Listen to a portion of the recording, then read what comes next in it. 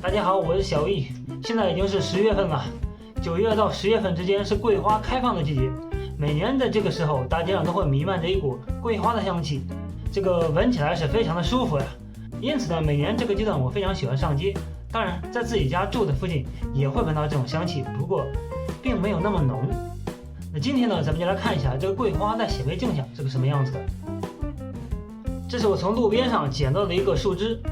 虽然说是隔了很长时间了，现在依然可以闻到很浓的桂花的香气，可以仔细来看一下。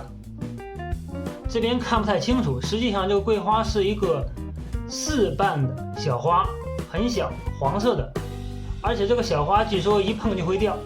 那接下来呢，咱们就在显微镜下看一下。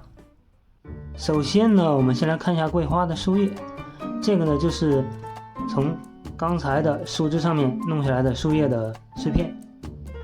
我们看一下，上面有好多的白色的点，再放大一下，好像看的不是很清楚，有点模糊，不知道是不是因为我里面滴了水的缘故。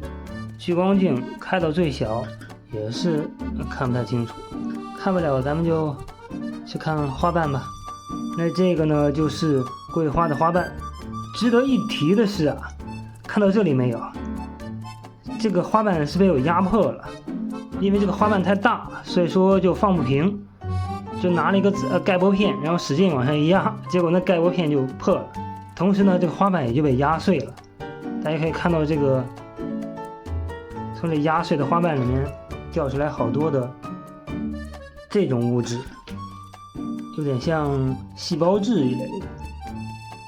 这里呢我们可以看到花瓣上面的具体结构。来，我们再放大一下，实际上所有的花瓣都差不多。我之前观察过一些花瓣比较薄的，然后上面看上去有点像拼图。如果仔细看的话，我们也可以看到里面的细胞结构。这个花瓣太厚了呀，真的是不太好观察。我们看到的最外层就是花瓣的细胞壁吧。为什么我说它是细胞壁呢？因为花瓣的细胞它不是圆的呀，如果它是圆的肯定就没有细胞壁了，因为它是有形状的，所以说肯定是有细胞壁的。像这些圆圆的颗粒状的东西我也不知道什么东西了，有可能是那会儿被我挤出来的一些什么东西吧。最近呢这边经常下雨，所以说路边有很多的这样子的断枝就掉到地上了。所以说呢，如果想做实验就非常的容易采样，直接从路边捡几块就可以了。那好吧，这本期的视频到这里了。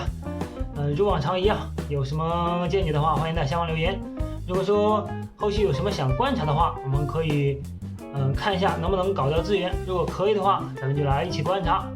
那么就下次再见啦。